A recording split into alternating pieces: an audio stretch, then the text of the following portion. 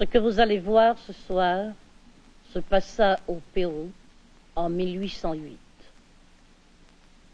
Seulement 25 ans après que Colomb découvrit l'Amérique, une des plus grandes migrations forcées de l'histoire commença. Il a été estimé qu'à partir de 1570, plus de 9,5 millions d'Africains ont été arrachés de leurs terres et vendus en tant qu'esclaves. Ils n'ont pas seulement été amenés en Amérique du Nord, mais aussi en Amérique centrale, aux Caraïbes, au Venezuela, au Brésil, en Argentine, au Chili et au Pérou. Mais bien sûr, dans les livres d'histoire officiels de la plupart des pays d'Amérique du Sud, ces faits ne sont même pas mentionnés. Par exemple, personne ne semble se rappeler qu'au XVIIe siècle, Lima, la capitale du Pérou, comptait 51% de ses habitants de descendance africaine. Aujourd'hui, il en reste moins que 1%. Que s'est-il donc passé? Beaucoup d'entre eux périrent par suite de traitements inhumains et dans la torture. À cause des conditions de vie intolérables, un grand nombre choisirent le suicide. Ceux qui restèrent, n'ayant aucun espoir d'une vie meilleure, arrêtèrent tout simplement d'avoir des enfants. Mais ceci, c'est une autre histoire. Commençons à Lima.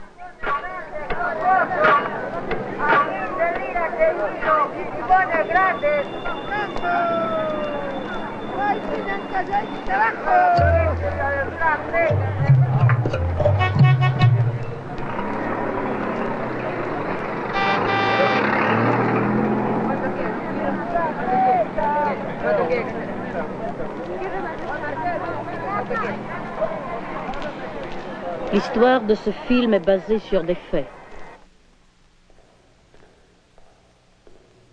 Nous les avons découverts dans de vieux manuscrits préservés aux Archives nationales du Pérou. Dans ces anciens documents, l'histoire véridique de ce pays peut être décelée entre les lignes de toute cette paperasse légale et administrative.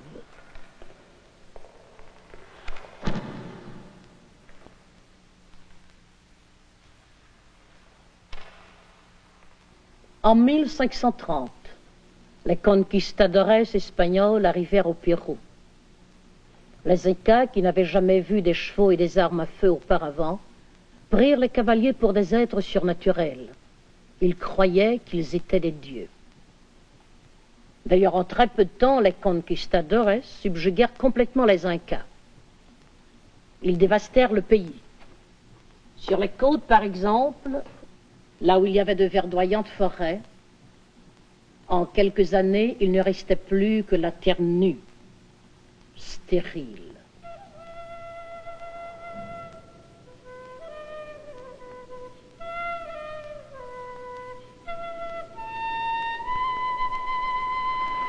Ils détruisirent le système d'irrigation, très sophistiqué d'ailleurs, mis au point par les Incas, et en utilisèrent les pierres pour construire des églises.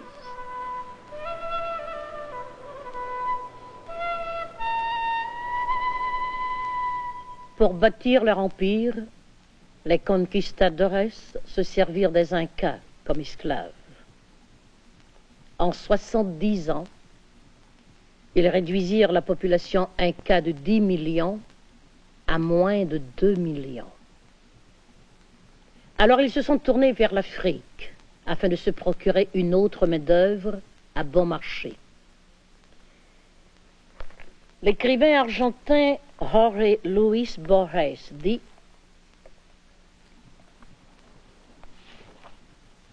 pour les Africains, l'enfer se trouvait dans la mer. Chaque année, des bateaux accostaient, des étrangers blancs et barbus choisissaient les plus forts parmi eux, qu'on ne revoyait jamais. Ces Africains étaient transportés au Pérou, où ils travaillaient comme esclaves dans des fermes. Certains se sont rebellés et furent tués. Très peu réussirent à s'échapper et à vivre libres sur cette terre inconnue.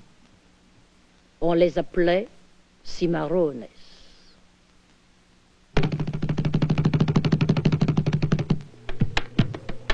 Nous sommes le 8 mai 1808 et une bande de cimarrones se prépare à attaquer une caravane où 2 de leurs amis sont transportés pour être exécutés. Il y a José Macua Jesus Sabogo, dont la réputation dit qu'il peut vaincre 3 soldats espagnols à la fois. Manola Manonga Mandinga, celle qui marche sur le feu. Huamong Huaca Saipai, un descendant direct de Tupac Yupanqui, un grand empereur inca. Miguel Lucumi, qui a perdu une jambe durant la torture.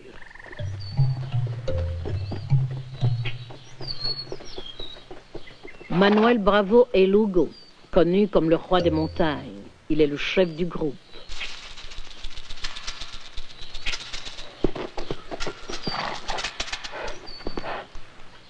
Et bien sûr, Hortensio Banto, surnommé El Gato Pardo, le chat brun.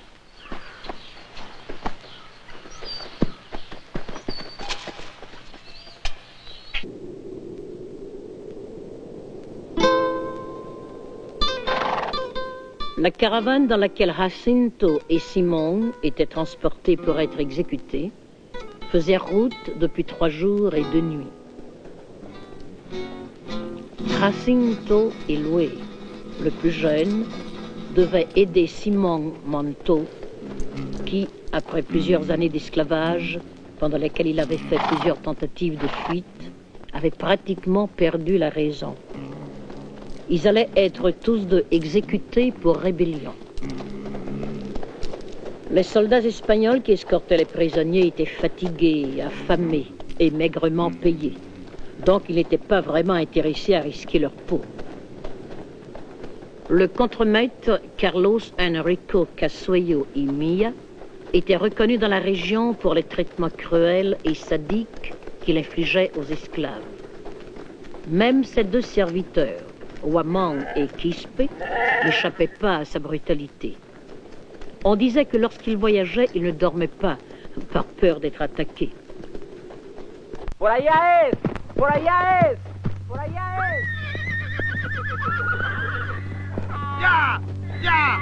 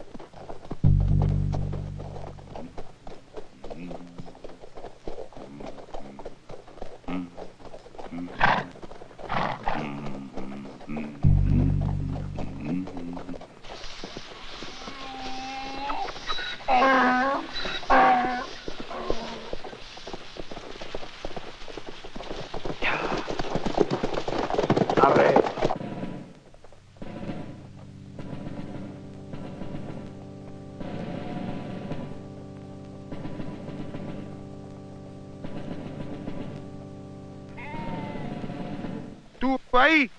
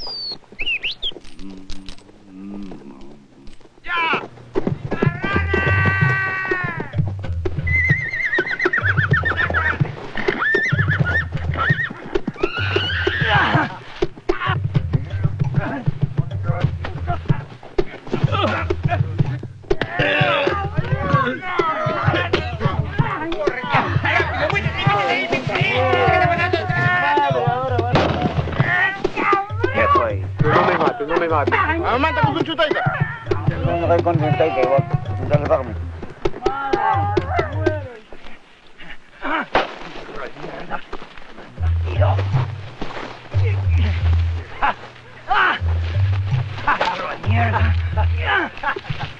Muere malparido, te tengo en mis manos. Recuerda. ¡No lo maten! ¡No lo maten! ¡No lo maten, hombre! ¡No lo maten! ¡Ya! ¡Toma! ¡Malnacido!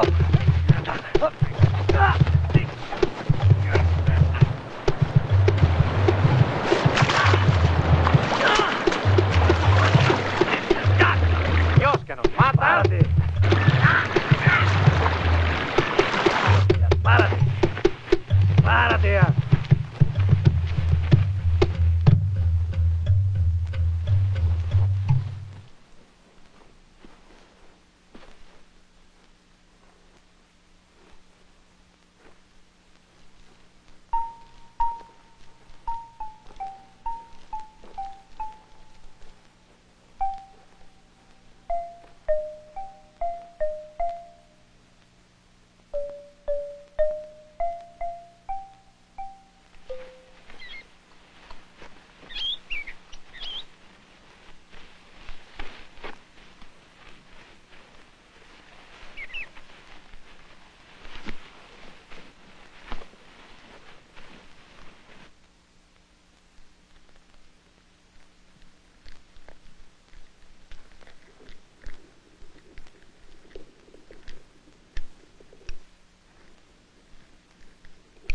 Hijos de puta. ¿Qué nos irán a hacer ahora?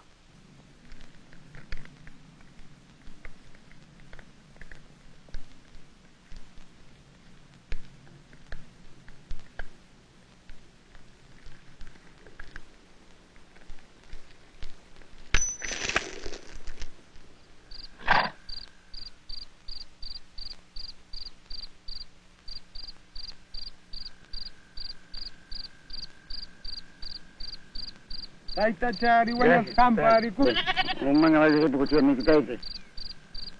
Esa cosa y taita. Gracias, Taita. Que cada cerita kan berapa kita itu.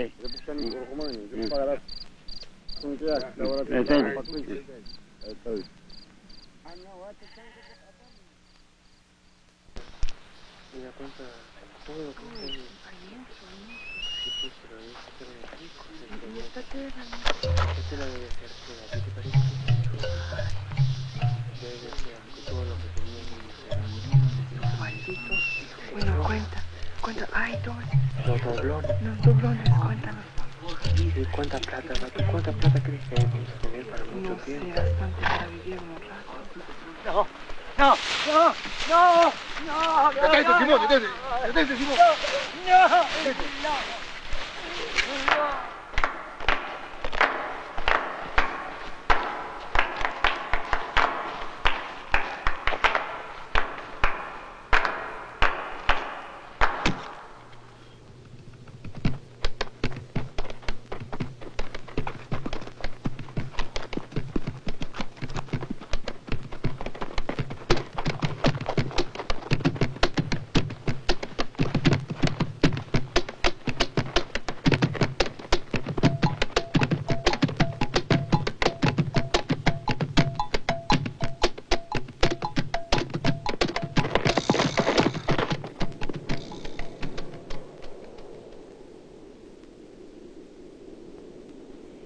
Les Cimarrones voulurent que le seigneur Carlos Enrico Casuello comprît ce que pouvait signifier être un esclave. Donc ils l'abandonnèrent dans le désert, à moitié vêtu et sans nourriture.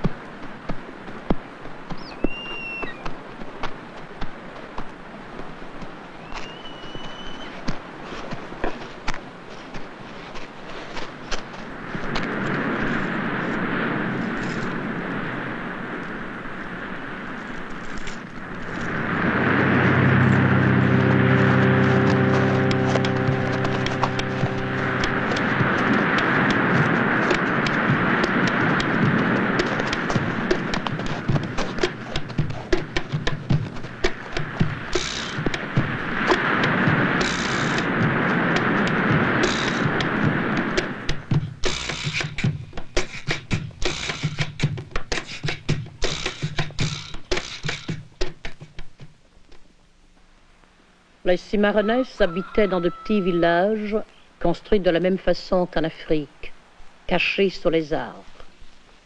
Ces villages étaient appelés palinques.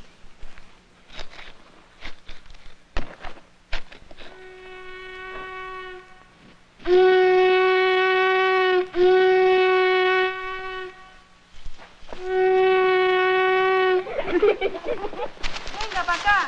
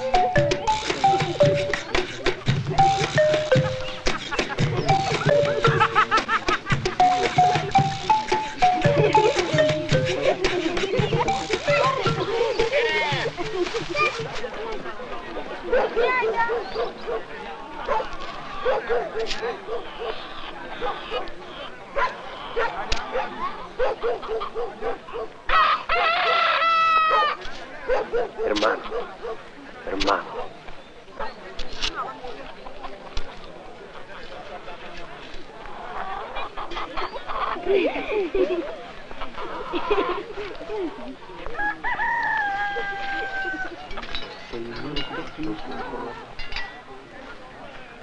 Jacinto, qui était né esclave, était émerveillé de voir des Africains libres.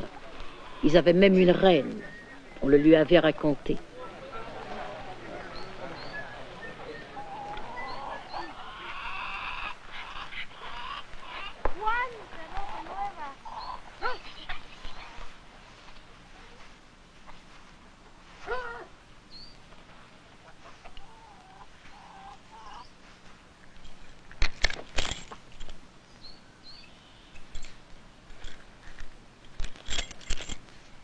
Ils amenèrent Simon auprès de l'homme sage du palinque pour qu'il l'aide à chasser de son esprit tous ces souvenirs horrifiants.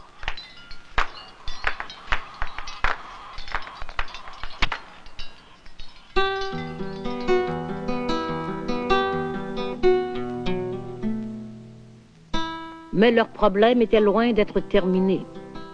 Manuel Bravo les avertit de la possibilité des représailles espagnoles et leur conseilla qu'à partir de ce moment-là, ils devraient toujours être en état d'alerte, toujours prêts à combattre pour leur vie et leur liberté. Quelques années plus tard, ce même palinque fut détruit par un bataillon de soldats espagnols. Manuel Bravo, Miguel Lucumi sont morts en le défendant. D'autres, comme Manola Manonga Mandinga, devinrent des voleurs de grands chemins et leur réputation grandit dans la légende populaire.